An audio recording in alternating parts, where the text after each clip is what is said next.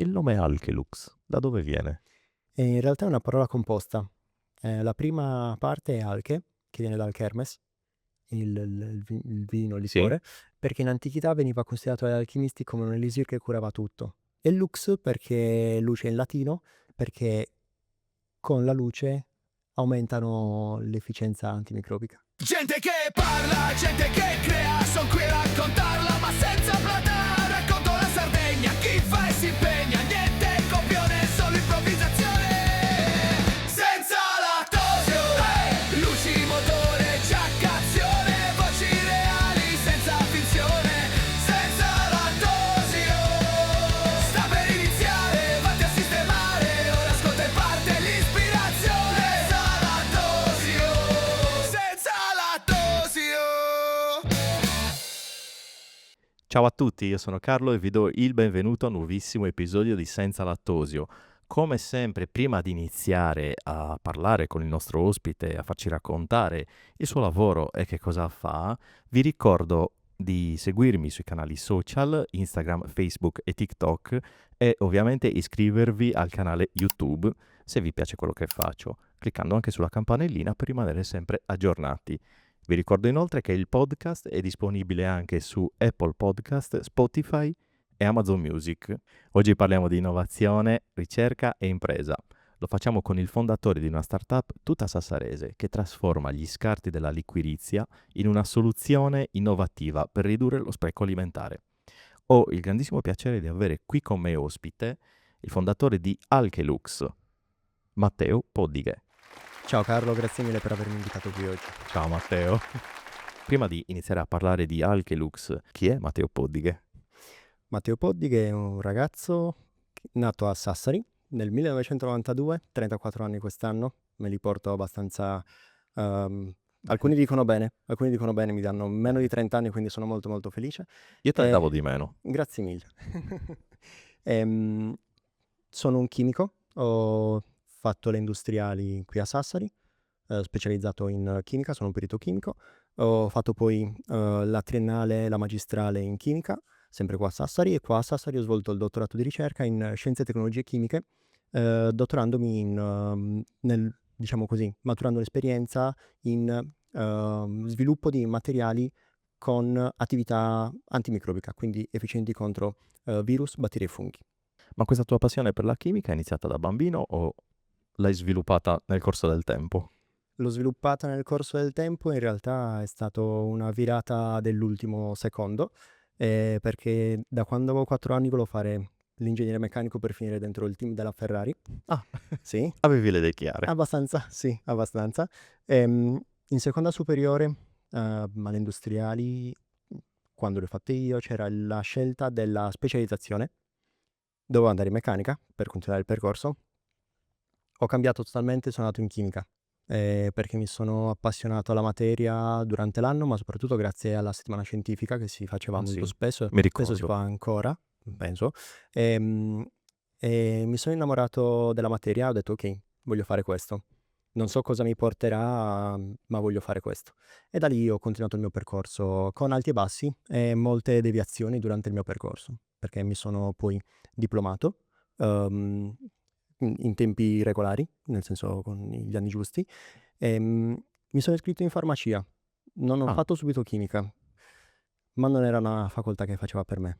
Purtroppo io e la mia memoria non andiamo molto d'accordo, molte materie mnemoniche, perché comunque c'erano molte cose, soprattutto termini da dover ricordare a memoria per identificare magari sistema nervoso, comunque anatomia era molto difficile per me. Quindi ho mollato farmacia per dedicarmi ad altro e specializzarmi in qualcos'altro. Infatti, finito poi quell'anno lì in farmacia, ho svolto un master di specializzazione in gestione dei rifiuti e la bonifica dei siti inquinati, sempre grazie alle superiori, cioè all'Istituto Tecnico Industriale dove ho fatto le superiori. Lì ho vinto poi uno stage in un'azienda specializzata e sono stato quasi un anno fuori, a Lucca, lavorando dentro questa azienda. Gestivamo 7 centri di raccolta e lì mi sono, diciamo così, appassionato a quella che è la raccolta differenziata, ok. perché ho capito tutto quanto quello che c'era dietro la raccolta differenziata Quando sono rientrato in Sardegna nel 2014 ho detto: "Ok, voglio aprire un'attività che si occupi di raccolta differenziata, però mi serve un titolo di studio per farlo". Quindi, mi prendo una laurea in chimica e poi avvio la mia attività di raccolta di oli esausti. Volevo raccogliere gli oli esausti, trattarli per ottenere, energia o cose del genere Una per cosa non semplicissima. non semplicissima, no, anche perché è difficile riuscire a raccoglierla, perché la maggior parte dell'olio finisce nelle fognature purtroppo, e quindi non viene raccolta. Ehm, e lì poi un sacco di peripezie che mi hanno portato a fare un qualcosa di simile, ma completamente inaspettato. Quindi possiamo dire che il punto di svolta che ti ha fatto appassionare la chimica è avvenuto alla fine della seconda superiore, Sì, quando dovevi scegliere, diciamo, il ramo in sì, cui andare. Io, per esempio, ho fatto elettrotecnica. assolutamente sì. È stata una svolta che non si aspettava nessuno, però diciamo che, ha portato i suoi frutti, soprattutto perché comunque sono per fortuna sempre stato supportato dalla mia famiglia che qualsiasi decisione abbia preso, sia che secondo loro fosse giusta o sbagliata, mi hanno sempre lasciato fare le cose giuste per conto mio o sbagliare per conto mio. E questo poi mi ha formato anche come persona, quindi grazie mamma e Certo, papà. giusto.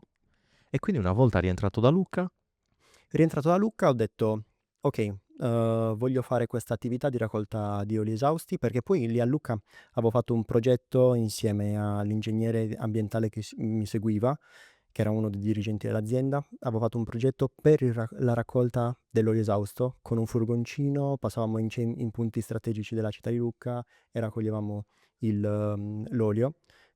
quindi Ehm, comunque con cognizione assolutamente sì. ti era venuta voglia di fare questa cosa qua in Sardegna. Assolutamente sì. Ehm Quindi volevo fare una specie di porta a porta per la raccolta dell'olio esausto. Mi serviva il titolo di studio per poter aprire l'attività e quindi ho detto: "Okay, mi riscrivo all'università, però questa volta lo faccio in una cosa dove so che mi piace e so che sono bravo", e quindi mi sono buttato nella chimica. Ok. E dopodiché? Dopodiché mi sono appassionato immensamente al mondo della ricerca accademica e quindi ho detto: "Okay, abbandono la via dell'attività in proprio". Faccio carriera accademica per diventare, professore, perché mi piaceva molto, insegnare, mi piaceva Ok. molto, divulgare più che insegnare, che sono 2 cose molto diverse. A volte coincidono, ma sono molto diverse. Quindi voglio fare questa cosa qua, voglio, percorrere la carriera universitaria. Per questo motivo ho sempre cercato dei mentori, non dei professori, dei mentori che mi potessero indirizzare nel raggiungere questo obiettivo. Io per fortuna li ho trovati, anzi in realtà mi hanno trovato, che questa è una cosa di cui vado molto fiero in realtà, perché finita la triennale non volevo più iscrivermi all'università perché non mi ero trovato bene in determinate occasioni. Ehm, Proprio coloro con cui non mi ero trovato benissimo in alcune occasioni invece mi hanno preso per l'orecchio e m'hanno detto: "Matteo, tu vali, ritorna, finisci perché puoi fare qualcosa di buono". Tant'è che poi sono andato anche nei loro gruppi di ricerca per Ok. continuare le mie tesi, eccetera. E sai, no, la cosa che è incredibile è che questo tuo racconto, adesso come lo stai facendo a me, si vede proprio la passione, cioè traspare mentre racconti la passione per questo argomento. E io penso che sia anche questa che poi ti ha portato ad arrivare a dei risultati a cui sei arrivato oggi. Possiamo dire anche dopo poco tempo. Sì, sì, sì, sì, assolutamente sì. Allora, diciamo, partendo dalla prima parte della domanda, in realtà, ehm, la chimica a me affascina sotto ogni punto di vista perché spiega il perché delle cose. E comprendere perché accadono determinate cose è fantastico. Cioè, è un'emozione, a me fa proprio vibrare dentro.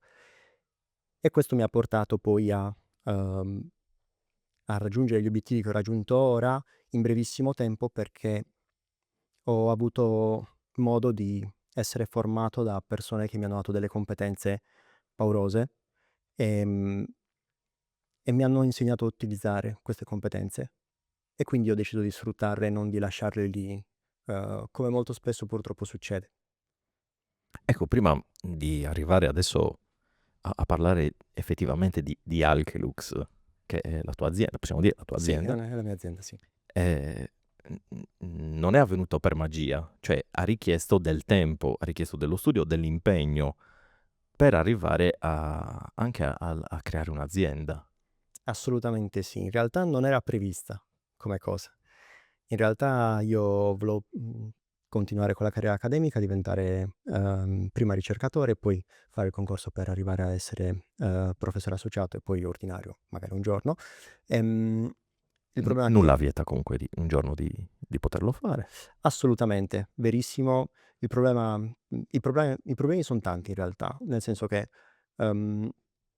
io purtroppo mi sono reso conto che è difficile come carriera, soprattutto in Italia, dove ci sono molti posti precari, ci sono molti contratti a tempo determinato, ma nessuno che ti porti a tempo indeterminato, per tutto un meccanismo all'interno dell'università. Quindi avevo capito che non sarebbe stata molto veloce come cosa Una e cosa semplice. sì, assolutamente, anche perché ho visto ricercatori prima di me, ricercatori fenomenali, prima di me abbandonare il laboratorio perché vedevano già loro stessi che non c'era posto neanche per loro, che erano dei ricercatori con dei curriculum allucinanti, davvero fantastici. Quindi ho capito di non poter intraprendere quella carriera perché non mi avrebbe garantito un futuro sereno. Anche perché molte volte si va avanti di 6 mesi in 6 Sì. mesi o 1 anno, 2 anni, 2 anni, quando sei fortunato hai 3 anni in 3 anni. E vivi basta- nell'incertezza sostanzialmente. Assolutamente, perché poi anche durante un progetto, anche se magari tu hai un contratto molto lungo, può capitare che i soldi finiscano e non ti possono più tenere, quindi ti Certo. mandano a casa e lì non ci puoi fare nulla. Quindi non era preventivato di fare impresa, anche perché io vengo da una famiglia dove mio padre è libero professionista, quindi so cosa vuol dire Ok. lavorare in partita IVA, non avere una certezza. Conoscevi già. Ok, mai farò partita IVA, anzi posto fisso alla Checco Zalone. E invece poi mi sono ritrovato a fare questo, grazie a persone che hanno visto qualcosa in più di quello che stavo vedendo io. Ecco, raccontiamo allora Alkelux. Cosa è? Alkelux è una startup innovativa, nata ufficialmente nel 2024, 10 giugno 2024.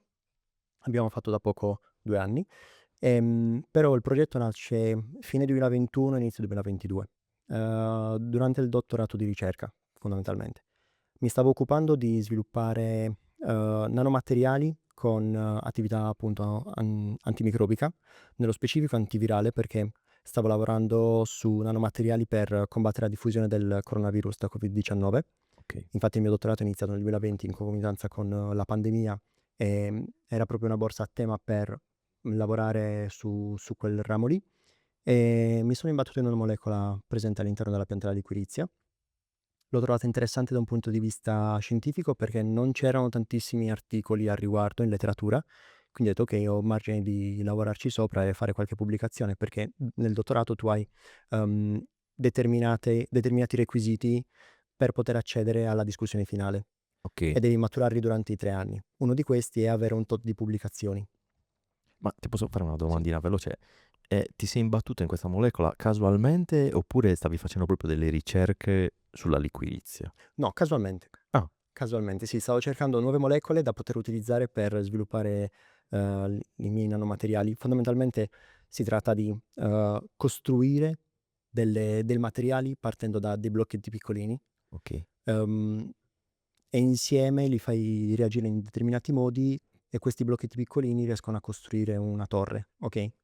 Questo è quello che facevo, quindi io stavo cercando di trovare quel blocchettino piccolino da poter utilizzare per sviluppare i miei nanomateriali. E mi sono imbattuto in questa molecola molto interessante, mi faceva ridere il fatto che venisse dalla liquirizia, davvero tanto. In quel periodo è arrivato un altro ragazzo nel mio gruppo di ricerca che ha visto quello che stavo facendo, lui ha già esperienza con startup e mi ha detto questa cosa è interessante, Sarebbe interessante anche riuscire a farla però dagli scarti di lavorazione della liquirizia, perché la molecola isolata è costosissima, cioè costa anche 600 euro al grammo, perché sono comunque prodotti che si utilizzano in laboratorio per ricerca, quindi quando noi Ok. lavoriamo in laboratorio lavoriamo con i milligrammi, cioè un grammo ci fa tipo per un anno di lavoro. Ehm, E quindi ho detto ok, ci provo. Da lì ho iniziato a contattare tutte quante le aziende che lavoravano alla liquirizia che trovavo in internet, tutte in Calabria, tant'è che Ok. l'80% della liquirizia italiana viene dalla Calabria ed è la più buona al mondo. Nasce spontaneamente e quindi la lavorano come noi possiamo lavorare la vite, che Ok. è pieno di vigne qui, soprattutto qui nel Nord Sardegna. Quindi ho detto ok, ci provo. Le ho contattate e una piccolina mi ha risposto. Mi ha detto ok, sì, ti mando un campione perché noi facciamo tantissimo scarto e non sappiamo che farcene. Ed è un problema per noi perché gestirlo è un grosso problema. Questa qua è piccolina come azienda, ehm, produce circa 12 tonnellate di scarto ogni anno, circa 1000 tonnellate, circa una tonnellata al mese, che sono tante, Tantissimo. perché poi questo scarto è super voluminoso, non pesa nulla, quindi una stanza enorme piena di questa roba e dentro magari ci sono qualche quintale di roba. Cioè, Ma visivamente lo scarto com'è?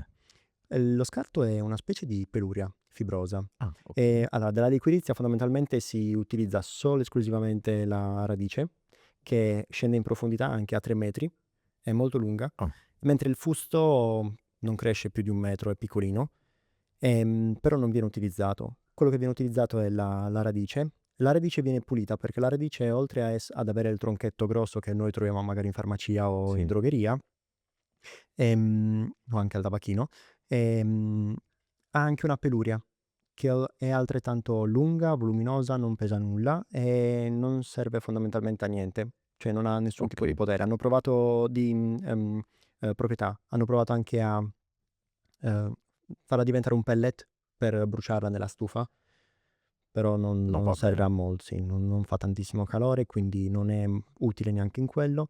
Niente, mi arriva questo scarto e Quindi lo scarto è questa peluria e anche il tronco, o no? Dipende.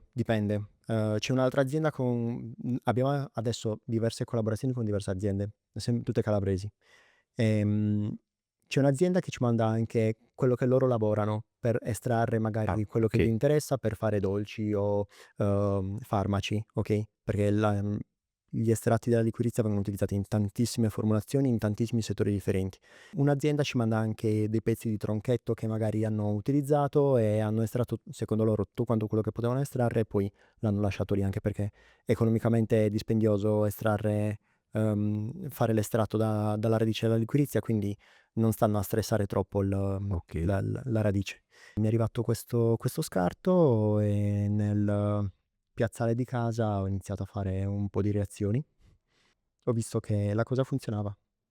La cosa funzionava, ottenevo dei materiali interessanti, ho utilizzato i miei pochi risparmi del dottorato, che è uno stipendio, è un rimborso spese, non è uno stipendio, un rimborso spese piuttosto piccolino.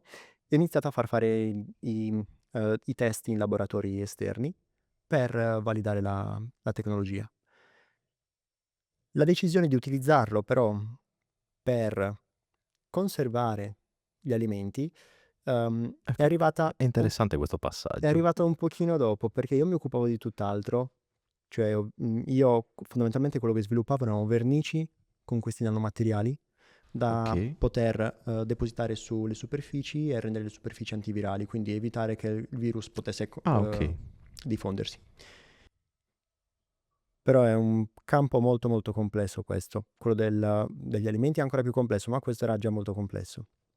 Quindi ho deciso, ok, ho trovato un nuovo materiale, lo sto sviluppando per conto mio, fuori da qualsiasi cosa, perché non ha, diciamo così, non è in linea con quello che sto facendo durante il dottorato.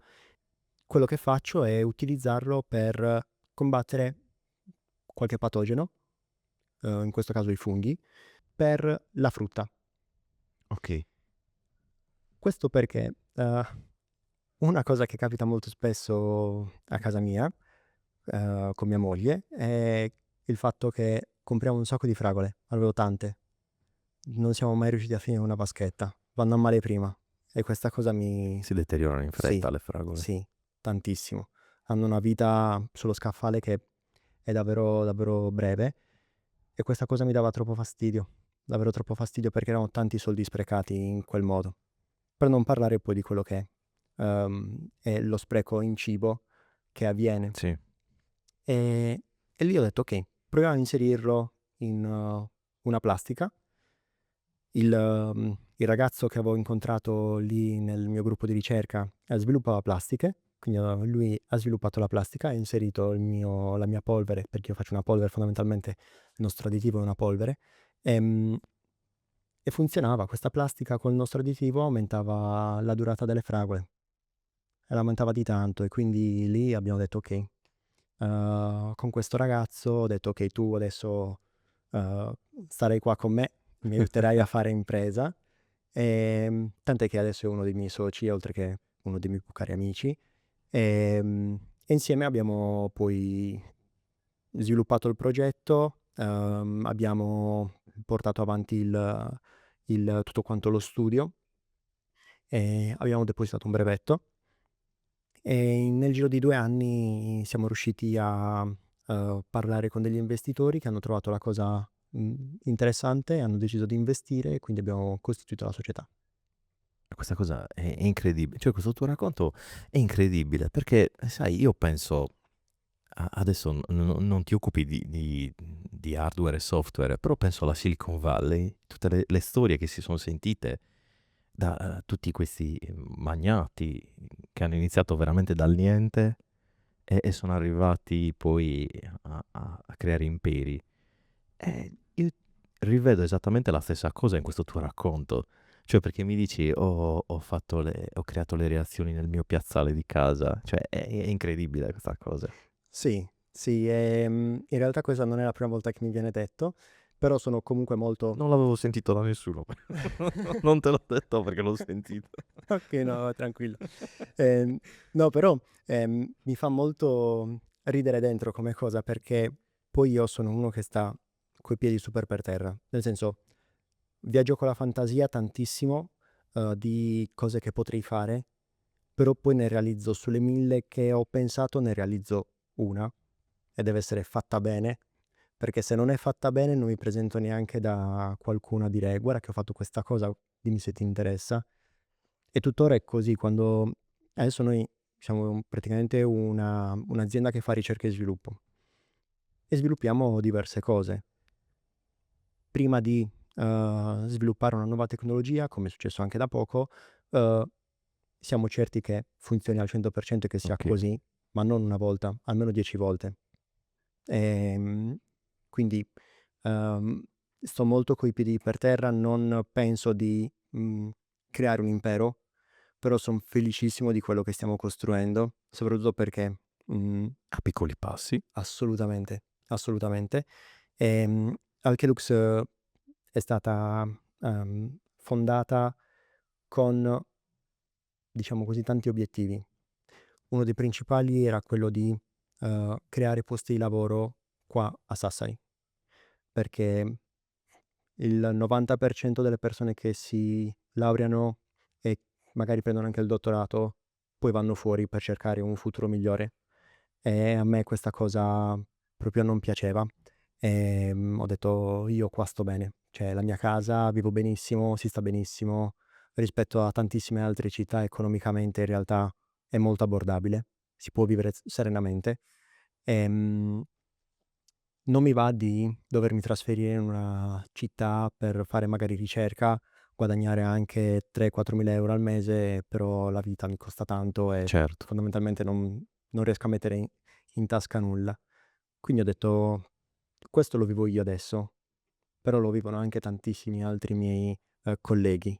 Ok, faccio questo, apro un'azienda, creo posti di lavoro ed è quello che stiamo facendo.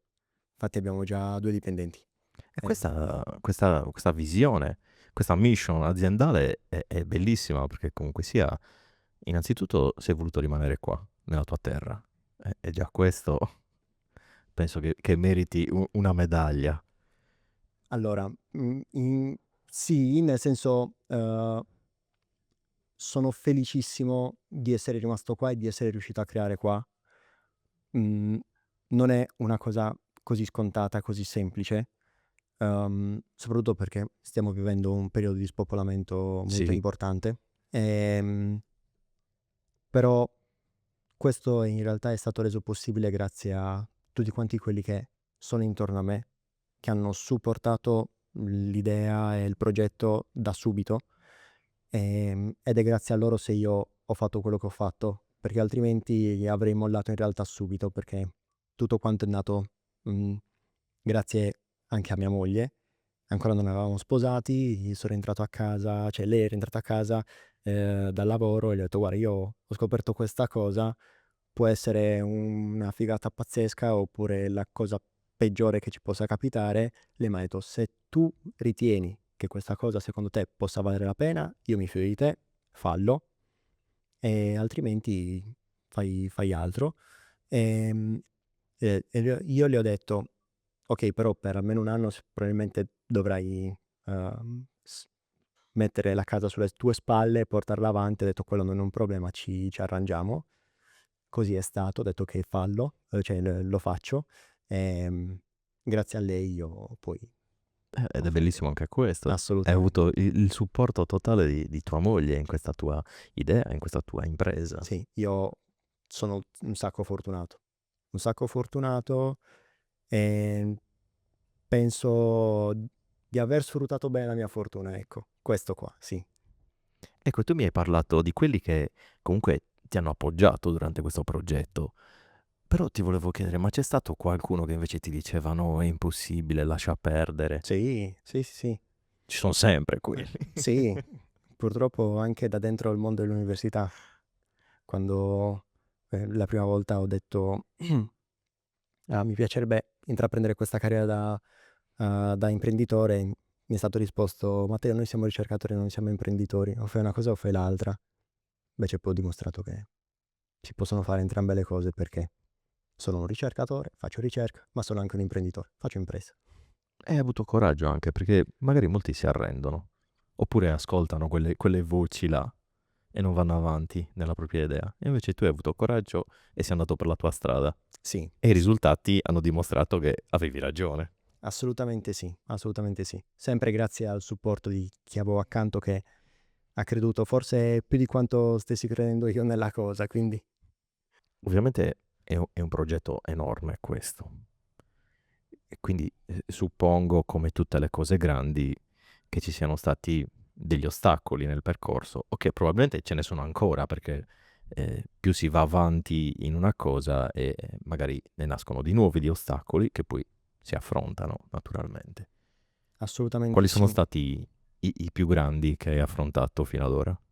Beh, sicuramente il primo anno, dove ho tentato in tutti i modi di ehm, raccogliere fondi per avviare il tutto.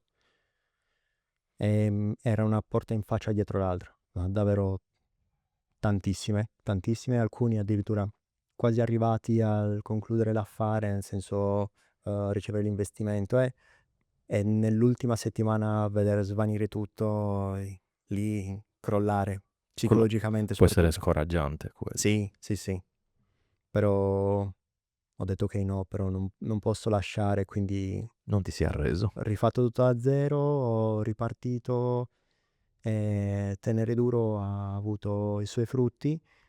Ehm, e la parte più difficile sicuramente, che di tutto il percorso in realtà, non solo di quando ho iniziato o di adesso, ma lo sarà anche nel futuro, è la raccolta fondi, perché purtroppo non ci sono supporti ehm, adatti a chi sta avviando, perché ci sono molti supporti economici, però la maggior parte funzionano a SAL, Stato Avanzamento Lavori, quindi tu prima devi anticipare, poi loro ti rimborsano. E alcune cifre sono davvero impensabili. Può Anche essere difficoltoso. sì, beh, molti ti dicono: ok, ti diamo 200.000 euro, però prima li devi usare e poi te li rimborso. Quindi devo averli io già in tasca 200.000 euro. Non è facile semplice, togliere 200.000 euro così. assolutamente. E quindi quella è diciamo che è l'ostacolo più grande ed è costante, perché poi la mancanza di soldi è sempre presente, perché ogni volta che tu riesci a raccogliere dei fondi, poi sai che il passo successivo è più grosso, cioè è più grande, quindi hai bisogno di una cifra molto più grande per poter andare avanti. E quindi come se tu stessi riazzerando tutto, devi di nuovo ritornare in giro, parlare con investitori, chiedere soldi, un po' come fare l'elemosina, fondamentalmente vai in giro a chiedere soldi un po' a Ed è un tutti. livello anche più difficile. È sempre più difficile perché poi c'è il rischio di trovarsi in un momento di stallo dove non hai abbastanza fondi per andare avanti, però non puoi neanche tornare indietro. E lì è un punto morto, infatti si chiama Valle della Morte, è una curva matematica dove purtroppo molti si ritrovano e non escono più. Non ha un bel nome. No, assolutamente. È una curva proprio matematica che ha un minimo e poi si risale fino ad avere un plateau, dove il plateau è quando tu raggiungi la autosufficienza economica, dove riesci a generare abbastanza guadagni da autosostenerti. Una stabilità. Esatto. Ma lì, quando ti trovi nel punto più basso, è difficile rialzarsi. Tantissime startup si ritrovano lì, soprattutto dopo 3 anni. Perché per i primi 3 anni si ha lo status di 3-4 anni si ha lo status di startup innovativa, quindi è permesso andare in perdita ogni anno, non hai necessità di fare degli utili. Poi però perdi questo status e avere una perdita per una società costante è un problema, si dichiara poi fallimento, quindi lì è un grosso problema e purtroppo prima di arrivare a quel punto lì solitamente le startup raccolgono tutti quanti i soldi che hanno a disposizione per liquidare tutto e chiudere prima di dichiarare fallimento e incorrere in problemi molto più grossi. Quindi è difficile, quella parte è molto difficile. Però si affronta. La si affronta. C'è chi ci riesce e c'è chi no. Come hai detto. Assolutamente sì, perché molte volte dipende da chi decidi di fare entrare in casa tua. Perché un investitore può essere buono, ma può essere anche cattivo. E non per forza quello buono è quello che ti dà tanti soldi. Ci sono alcuni investitori che ti danno meno soldi, ma ti aiutano davvero a mandare avanti la startup. Ci sono alcuni che invece ti danno tanti soldi e ti dicono ok, domani devono già fruttare, però tu non hai competenze o non hai i contatti giusti per farli fruttare. E bisogna sapere chi questo stai facendo entrare penso in sia casa. molto difficile scontrarsi con questi vari tipi di investitori. Tanto, anche perché sulla carta sono tutti bellissimi, sono tutti fantastici. Poi quando ce li hai dentro e noti i problemi è difficile. Per fortuna esiste il passaparola, perché comunque abbiamo in Italia un bellissimo ecosistema di startup. Anche diversi settori, diversi argomenti. Comunque ci ritroviamo a competere in competizioni un po' più generiche. Ci si parla e si dice guarda, io ho avuto a che fare con questo, purtroppo non è andata bene, hanno invece ho parlato con questo, ha anche investito. È una gran bellissimo. fortuna. Tanto. Tant'è che con un paio di startup, una di Milano e una di Lucca, stavamo pensando di fare una specie di TripAdvisor però per gli investitori, Investor Advisor tipo. Non è Non male come idea. è brutta come idea. Adesso magari qualcuno la sente e te la ruba. Però sì, è vero, non è per niente male. Perché guarda che davvero a volte ti sembra di fare il colpaccio con l'investitore della vita, poi invece scopri che l'investitore ha una testa grande ma poi ha tantissime braccia e sei capitato nel braccio sbagliato, E lì che è gestito da altre persone che non sono la testa. è un complicato da problema. gestire. Lì è un problema. Però arriviamo agli investitori buoni, perché poi arrivano. Sì, per fortuna sono arrivati. Non subito dall'Italia, o per meglio dire, non tutti italiani subito, ovvero Il primo investitore è stato un acceleratore per startup che era promosso da due fondi di investimento, uno italiano e uno spagnolo. È stata una mano dal cielo perché, a parte garantire un buon investimento iniziale, poi le persone che fanno parte di questi due fondi di investimento sono spettacolari. Sono spettacolari, ti supportano sotto ogni fronte e ti aiutano anche nel contatto con aziende per sviluppare prototipi, quindi far testare il tuo prodotto per farlo magari acquistare poi da quell'azienda. E per noi è stato è stata la cosa più bella che ci potesse capitare per mandare avanti il progetto, perché poi da lì si sono susseguite una serie di cose, di riconoscimenti, premi, pubblicità in tutto il mondo. Grazie soprattutto al fondo di investimento spagnolo abbiamo avuto contatti con Nord America, Sud America, Asia. Non è una cosa banale, perché poi sono i mercati principali. Certo. Quello americano e quello asiatico sono i mercati più grandi su qualsiasi tipo di settore. Stiamo parlando di centinaia di miliardi di dollari l'anno.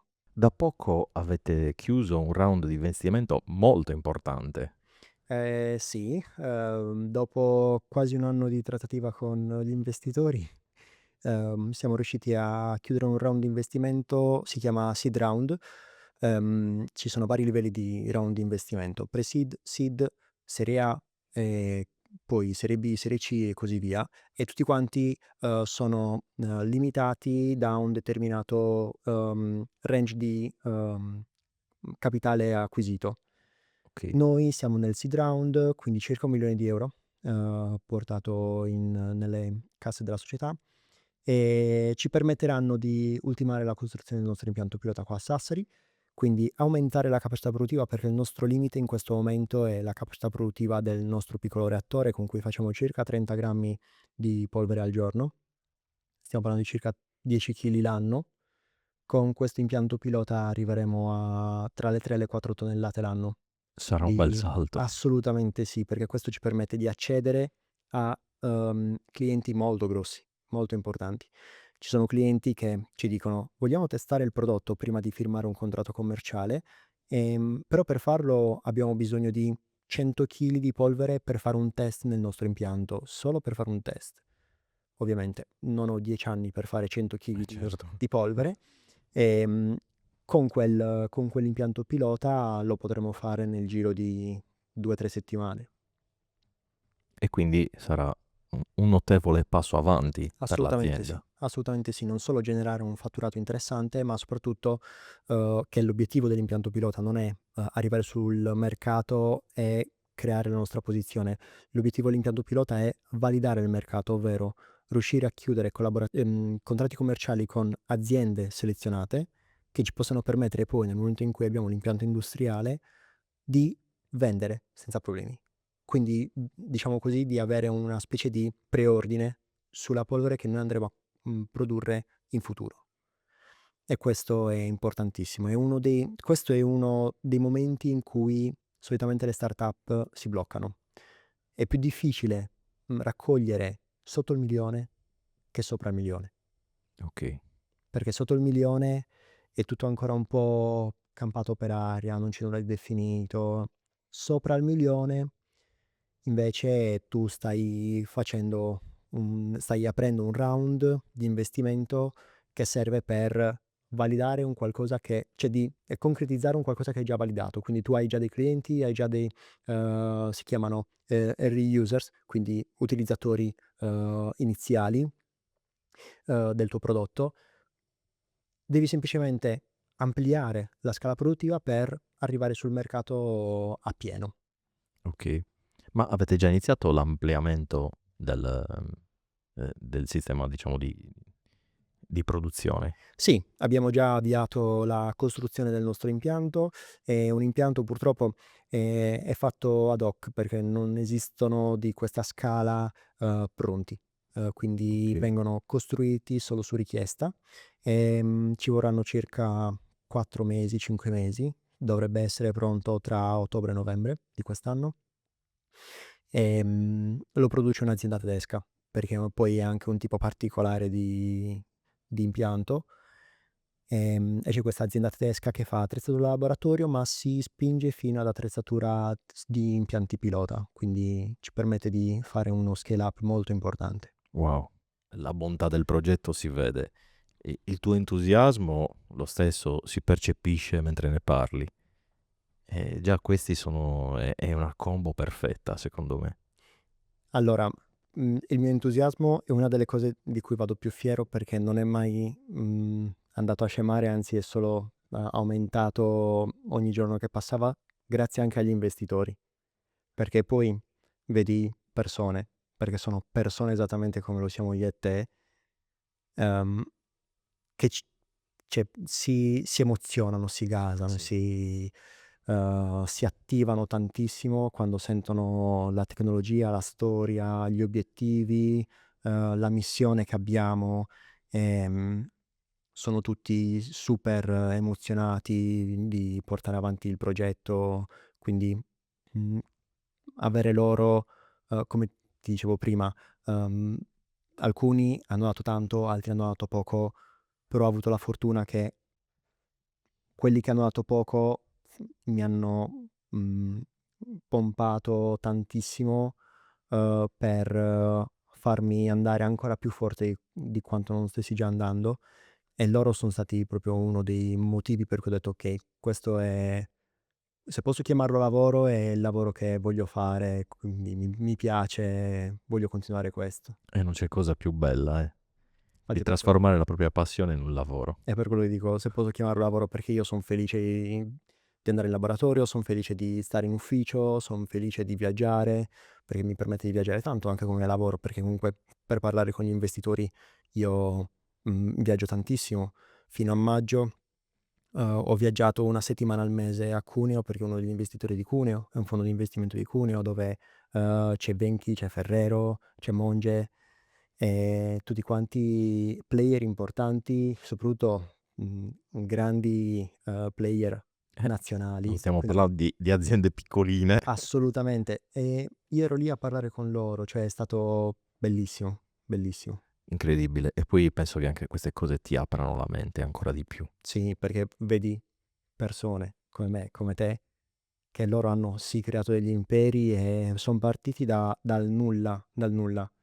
Uno delle realtà che più ci ha colpito è stata Venchi, che è partita da un piccolo localino a Cuneo, dove Cuneo è una città piccolissima, praticamente quando entri nel centro di Cuneo sei anche già in periferia, perché è tutto concentrato in un punto, in una piazza, e però poi ha conquistato il mondo.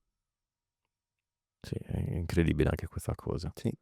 E avere le loro testimonianze è stato molto di ispirazione, molto motivazionale, e ti fa capire che se ci credi davvero, uhm, fai tanto, anche perché pure loro hanno avuto dei periodi veramente, veramente bui, ma davvero, davvero bui, anche rischiando il fallimento e di chiudere tutto.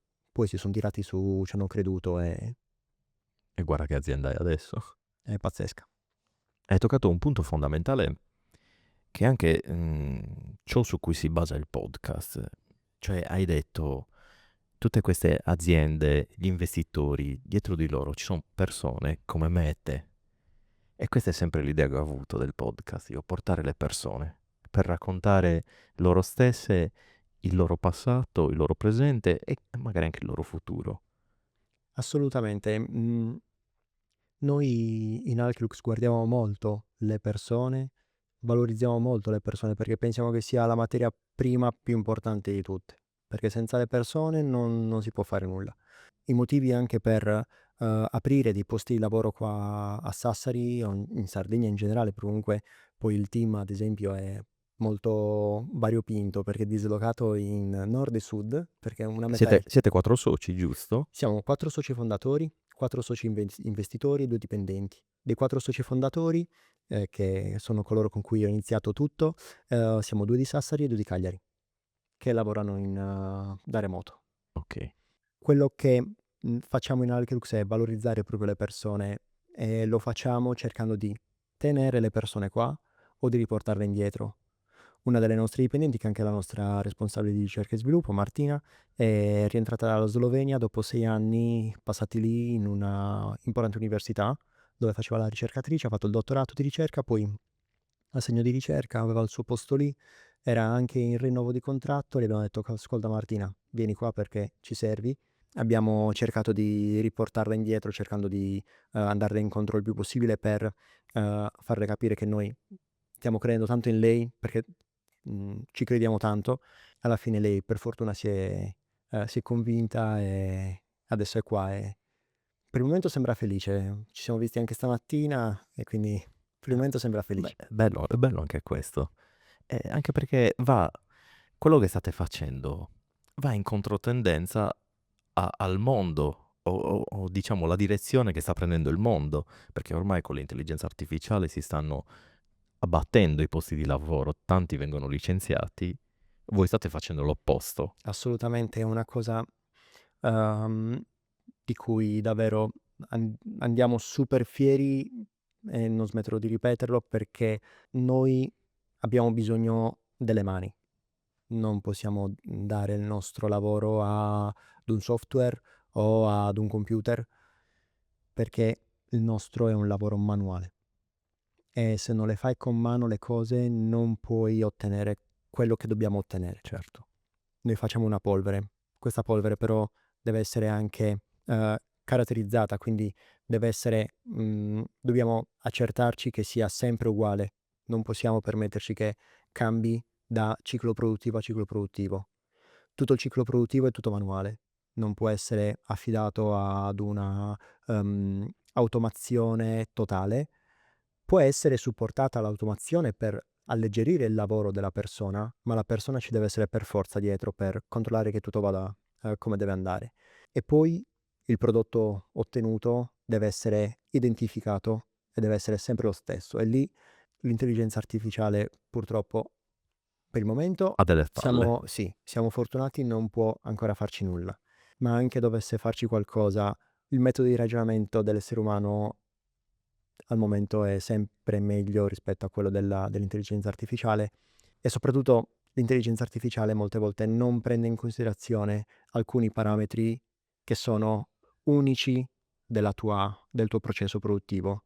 Quindi è difficile riuscire a sostituire una persona con l'intelligenza artificiale. Per forza la persona deve ragionare esattamente come ragiona il processo e lo deve fare ad hoc per quel momento lì. Quindi ha delle competenze che l'intelligenza artificiale non può avere e non può neanche maturare.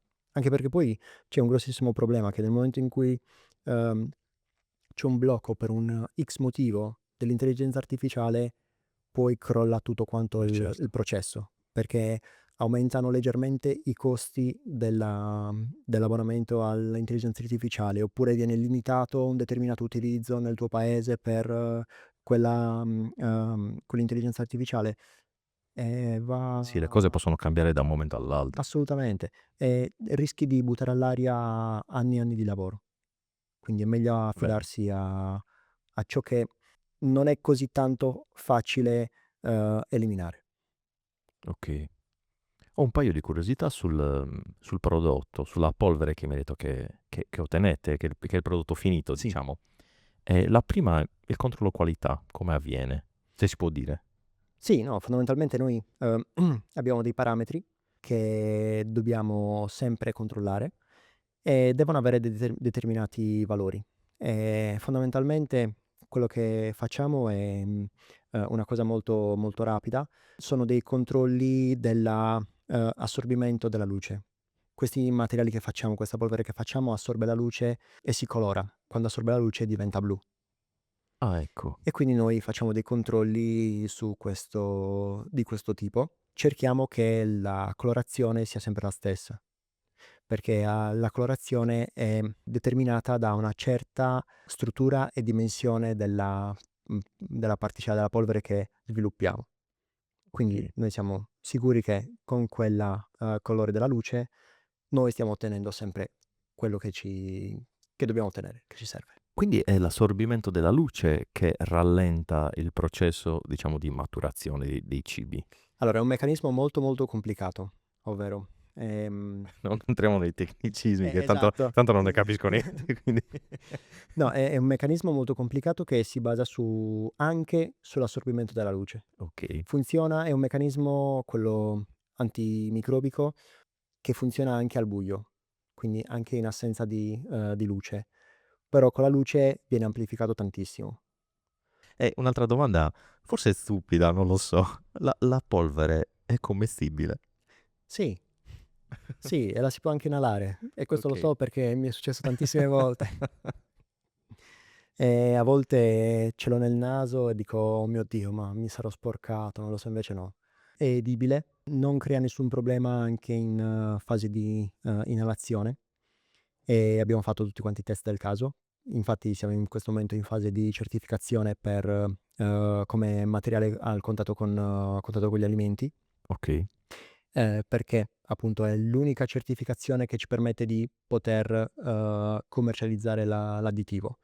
Quindi abbiamo dovuto fare tutti quanti i test del caso e siamo molto contenti perché esattamente quello che noi sviluppiamo non ha nessun tipo di controindicazione da un punto di vista della salute umana, perché uno dei principali problemi di questo tipo di particelle, perché è una nanoparticella, quindi tutto quanto quello che è nano ok. solitamente è cancerogeno, quindi eravamo molto preoccupati. Mi viene in mente il filtro antiparticolato delle macchine diesel. Esatto, esattamente. Noi eravamo molto preoccupati, però abbastanza sereni, perché partivamo da una sostanza di origine naturale, quindi eravamo abbastanza tranquilli di quello. Per fortuna poi invece è andato tutto per il meglio come pensavamo e non è cancerogena, non porta nessun tipo di mutazione genetica, non è tossica e l'unica cosa è molto amara. Ok. Molto amara, Beh, nonostante l'odore, il profumo sia molto dolce perché è quello della liquirizia, poi in realtà è molto amara perché fondamentalmente è è una specie di pane bruciato, dai, ok. pane bruciato. Beh, diciamo che le liquirizie, quelle che vendono, come hai detto tu, nei tabacchini, i pezzi di radice, siano buonissimi adesso. No, no, anche perché lì poi purtroppo ci sono tantissime altre molecole insieme a questa qua e quindi il sapore è un po' alterato.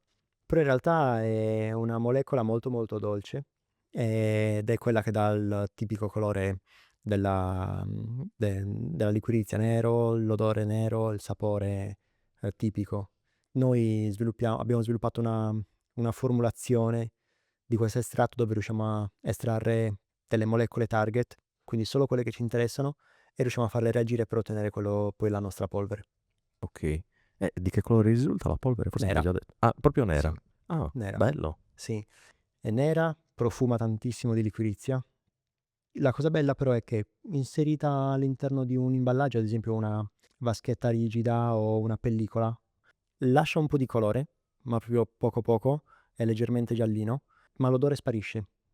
Quindi questo può essere ottimo come utilizzo nel packaging alimentare, negli imballaggi alimentari, perché poi non altera quella che è la percezione invece del frutto, quindi del profumo del Ok. frutto, che è una cosa che potrebbe creare problemi in caso di commercializzazione, perché l'alimento deve essere il più naturale e neutro Vabbè, possibile, certo. non deve avere alterazioni dall'imballaggio, ovviamente. Ah, perché dici, compro le mele, sanno di liquirizia, Esatto, non è il massimo. esatto. Potreste fare i profumi.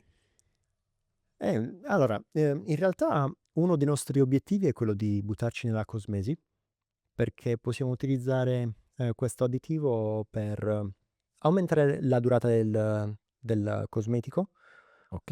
oppure utilizzarlo come protettore dai raggi UV, Ah, quindi come protezione solare, che molti trucchi ce l'hanno, tipo di fondotinta, queste cose qua, ce l'hanno già incorporato per ah, ecco. evitare di ossidarsi e quindi cambiare colore con l'esposizione al sole. E quindi ci sono già delle idee Sì, sì, sì. interessanti da sviluppare. Assolutamente sì, perché fino ad ora abbiamo parlato di imballaggi alimentari, ma in realtà ci stiamo già spostando anche su altri settori. Sì. Bisogna sempre viaggiare con la mente, pensare cose nuove. Molte volte le cose nuove vengono direttamente dalle aziende, perché aziende che magari sono di un settore che non c'entra nulla con quello che stai facendo tu e dicono: ascolta, ma può essere utilizzato in questo caso? Non lo so, proviamolo. E nasce una collaborazione. E poi la cosa va bene, quindi la porti avanti. Bellissimo. Sì, no, è fantastico. E ogni giorno è una scoperta nuova. Io ogni giorno torno a casa e dico: oggi ho fatto questo con un bambino. Beh, ci sta quello Sì, spirito un po' bambinesco, sì, anche quando si cresce, quando si va oltre, sì, giusto? assolutamente sì. Infatti, ti ripeto, lo considero un lavoro perché mi dà da mangiare, però per me è come stare in un parco giochi. Non c'è cosa più bella, eh. Sì. Qual è il sogno più grande che hai per Alkelux? Magari una delle cose che mi hai già detto, oppure hai una visione Sì, ancora più ampia. sì. Il mio sogno più grande in realtà io spero di realizzarlo tra il 2028 e il 2029. Non manca molto, eh. Non manca tantissimo, esatto, perché io ho l'ambizione di far diventare Alkelux come un centro di ricerca privato dove si sviluppano tecnologie, tutte green, perché ambiamo a dare il nostro contributo nel rendere il mondo più sostenibile sotto tanti punti di vista, ambientale, economico e sociale. Quindi generare nuovi posti di lavoro, valorizzare prodotti di aziende locali, creare un ecosistema proprio tra aziende per poter tutti quanti collaborare anche di settori differenti. E il mio obiettivo è appunto quello di trasformare quello che stiamo costruendo qua a Sassari in un dipartimento di ricerca e sviluppo per sviluppare nuove tecnologie e diventare punto di riferimento a livello globale. Lo stiamo già iniziando ad osservare questo cambiamento, soprattutto grazie alle aziende che vengono da noi e ci dicono: guarda, io ho questo problema, mi puoi aiutare a risolverlo? E quindi insieme all'azienda riuscire a sviluppare una nuova tecnologia per risolvere un problema che ha. Questo è per noi è solo una piccola deviazione da quello che è il nostro percorso. Certo. Io vorrei invece che diventasse il nostro nuovo percorso e quindi poi tutto quello che è la produzione dell'additivo gestirla in un'altra sede, perché l'obiettivo di Alchilux è valorizzare tutto il sud Italia, non soltanto la Sardegna, perché tutto il sud Italia, le isole comprese, che purtroppo vivono un fenomeno di spopolamento e di abbandono delle proprie città, delle proprie aziende, proprio perché purtroppo non si riesce a portare avanti il percorso del singolo individuo. Quello che vogliamo fare è valorizzare come seconda regione la Calabria, creando l'impianto industriale lì dove nasce lo scarto. Questo perché? Questo per, a parte ovviamente una questione economica di ridurre i costi di trasporto della Certo. liquirizia, ma poi per rendere il più sostenibile possibile da un punto di vista ambientale il processo, perché Meno trasporti, meno esattamente, inquinamento. esattamente. Ed essere poi anche più efficienti anche nel trasporto in tutto il mondo, perché un conto è far partire il prodotto da qua, Beh, un conto è certo. farlo partire dove sei già attaccato al resto del mondo. E l'obiettivo però è di valorizzare qua in Sardegna scarti di lavorazione come pianta del carciofo, mirto, vite, castagno. Abbiamo già dei progetti all'attivo per mandare avanti questi filoni qua. Quindi l'obiettivo di Sassari, che è il mio obiettivo, la mia ambizione più grande, è quella di ampliare quello che stiamo costruendo ora e valorizzare tutte quante queste matrici vegetali per sviluppare additivi che in realtà non sappiamo neanche che proprietà possano avere, perché alcuni possono essere magari più utili in campo agricolo come biostimolanti o pesticidi, anche se il termine giusto è fitofarmaco, non pesticida, o in cosmesi, oppure sempre imballaggi, ma non ad uso alimentare, ma per esempio per dispositivi medici monouso, che è una cosa che ci hanno chiesto ultimamente, tipo le siringhe per mantenere Ah, nella sterilità. Quindi ci sono tantissimi campi di applicazioni differenti e possono variare al variare della matrice vegetale, perché poi ogni pianta ha le proprie proprietà e le proprie proprietà. anche questo è incredibile. La liquirizia è solo il primo passo, Sì, poi ci si espande esatto. ad altri vegetali, altre piante. Sì. E noi qui in Sardegna facciamo tantissimi carciofi, tantissima vite, mirto, castagno, lavoriamo un sacco queste piante, quindi facciamo un sacco di scarti e abbiamo un sacco di materia prima per poter lavorare. Ci vogliono anni per ogni singola matrice vegetale per poter arrivare a sviluppare un materiale che possa essere commercializzabile. Quindi avere un dipartimento che è diviso in settori e ognuno si occupa di una matrice vegetale differente per un uso diverso, a parte tantissimi posti di lavoro in più. E seconda cosa, si amplia tutto quanto quello che è il ventaglio di prodotti disponibili dalla nostra azienda. E poi, una volta trovato diciamo, l'applicazione giusta poi per il materiale nuovo che si è sviluppato, aprire un impianto industriale qua in Sardegna, quindi altri posti di lavoro, per lavorare con la matrice vegetale, eccetera, eccetera, e Perché in ripetere quel tutto il caso ce le processo. abbiamo qua, quelle Esatto. piante. E l'obiettivo sarebbe quello. È bellissima questa visione, è bellissima. Io spero, ti auguro veramente che tu possa arrivare a questo e anche ad oltre queste cose. Grazie mille. Che poi il nostro è un processo che in realtà non genera rifiuti, quindi tutto quanto quello che entra noi lo facciamo uscire come prodotto di valore, perché anche il nostro scarto in realtà poi può essere utilizzato per farci ad esempio del composto organico. Quindi tutto quanto quello che entra esce come prodotto di valore e vogliamo essere sostenibili dalla A alla Z e a ridurre al minimo l'impatto sulla società. E tu hai detto una parola, secondo me, che racchiude tutto questo discorso, che è sostenibilità. Molti se ne fanno portavoce, molti ne parlano, però in quello che mi hai raccontato tu che fate, io ci vedo proprio un esempio concreto di sostenibilità. Assolutamente sì, e non facciamo nulla che non possa essere definito sostenibile. Nulla.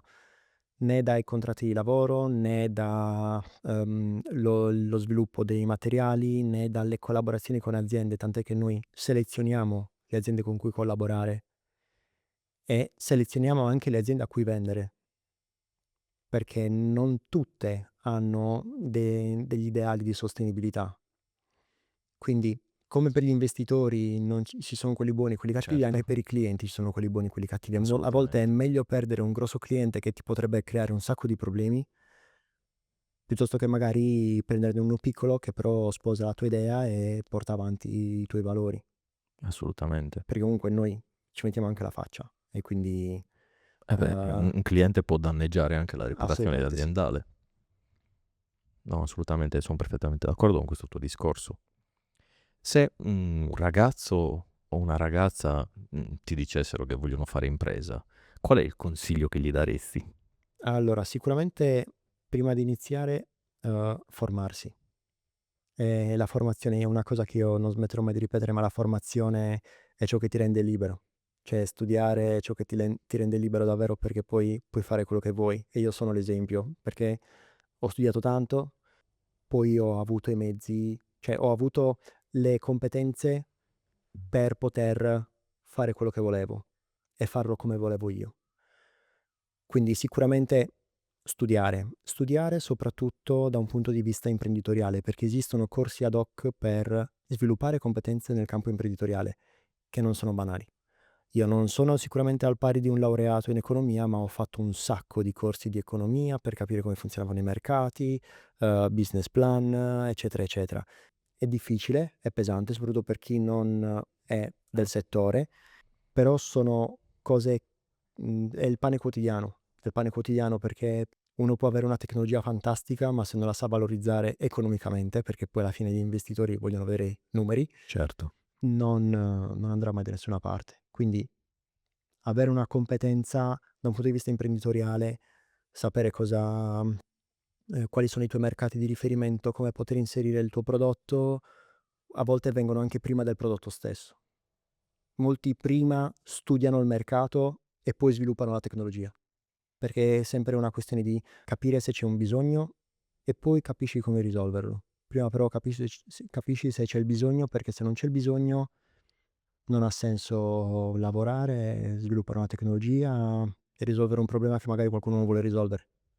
Esatto. Mi è capitato di incontrare una startup che risolveva un problema che le persone non si stavano ponendo e si è bloccata lì. Lo stavano creando loro. Sì, sì. O sei fortissimo che riesci a creare un bisogno, ma non risolvi un problema, crei un bisogno, e quello è tanto di cappello, davvero è un'abilità che io probabilmente non ho, altrimenti è impossibile, non puoi creare un problema per poi risolverlo. Cioè Certo. devi sempre far fronte al mercato, capire il mercato. Una volta che tu capisci il mercato, capisci anche come poterlo migliorare. Molte volte non hai necessità di avere una nuova cosa. Basta che magari una cosa che esiste già la fai meglio. Sì. Noi non abbiamo inventato nulla di nuovo. Abbiamo semplicemente preso un qualcosa che c'era già e l'abbiamo fatto meglio. Una cosa che non ti ho chiesto, il nome Alkelux, da dove viene? Allora, questo devo dire grazie al mio socio che mi ha spinto a fare startup, perché mi ha aiutato lui a trovarlo. E in realtà è una parola composta. La prima parte è alche, che viene dal kermes, il vino, il Sì. liquore, perché in antichità veniva considerato dagli alchimisti come un elisir che curava tutto. A noi faceva ridere che lo mandavamo a fare i test contro i virus e funzionava, contro i batteri e funzionava, contro i funghi funzionava. Ci faceva ridere questi dati elisir che curava qualsiasi male, poi ovviamente c'ha i suoi limiti applicativi. E lux perché luce in latino, perché con la luce aumentano l'efficienza antimicrobica. Penso che non ci sia nome più adatto. No, infatti. Matteo, io ti ringrazio di questa chiacchierata perché è stata bellissima, super interessante e io penso che interesserà anche alle persone che l'ascolteranno e guarderanno l'episodio. Grazie mille a te e soprattutto dell'opportunità, perché una delle cose che mi piace molto è la divulgazione, appunto. Mi piace far conoscere la startup. In realtà mi piacerebbe iniziare a far conoscere anche tutti gli altri membri della startup, perché tutti quanti hanno la loro storia e meritano il proprio spazio, Beh, perché certo. rendono la startup quello che è adesso. Tant'è che stiamo anche avviando già dei programmi per la divulgazione anche nelle scuole, ad esempio. Ci piacerebbe molto portare avanti questo progetto. Magari un giorno ritorneremo qua tutti insieme. Verremo qua, Volentieri, tutta la squadra di calcio praticamente. volentieri. Guarda, una cosa a cui abbiamo pensato lavorando al progetto, banalmente noi sprechiamo moltissimo cibo principalmente a casa. Oltre Sì. il 60% del cibo sprecato è a casa, e lo facciamo perché utilizziamo male il frigo. Perché il frigo ha una sua utilità, ha vari settori, ogni scaffale ha il proprio utilizzo. C'è il cassetto della carne, il piano della Esatto, frutta, esattamente. E molta gente lo utilizza un po' a caso perché dice, vabbè, è chiuso. butta tutto assieme. Esatto. E purtroppo le cose vanno a male prima. È una cosa banalissima, però fare sensibilizzazione su questo, secondo me, potrebbe essere molto utile, soprattutto nella più tenera età, dove stai ancora apprendendo determinate informazioni. E poi molte volte sono i bambini stessi che con la loro innocenza spingono gli adulti Sì, a sì, cambiare sono il loro che proprio... insegnano. Sì, assolutamente. No, quindi sì, faresti benissimo. E poi, te lo ripeto, si vede la tua passione nel raccontare, nel divulgare quello che conosci sostanzialmente, quello che fai. Sì, assolutamente sì. Stiamo per chiudere. Rimane l'ultima domanda che chiude il podcast. Vai. E ti devo chiedere, ma tu sei con o senza lattosio? Io con. Ah, guarda, non mi capita più nessuno No. che ha intolleranza al lattosio. Va benissimo, ma ti perdono, non c'è problema. Io accetto tutti. Matteo, grazie mille per questa chiacchierata. Spero di rivederti presto, magari con novità ancora più grosse da raccontare. Nel frattempo ti saluto e ti ringrazio. Ringrazio tutti quanti quelli che hanno visto e ascoltato questo episodio. Ci vediamo al prossimo, come sempre, qui su Senza Lattosio. Ciao! Gente che parla, gente che crea, son qui a raccontarla ma senza platare.